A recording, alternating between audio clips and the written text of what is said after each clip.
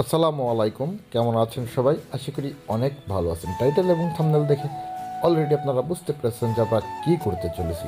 হ্যাঁ গাইস, আজকে আমরা এই কোকড়া কোকড়া দাড়ি অন টাইমের জন্য সোজা করব।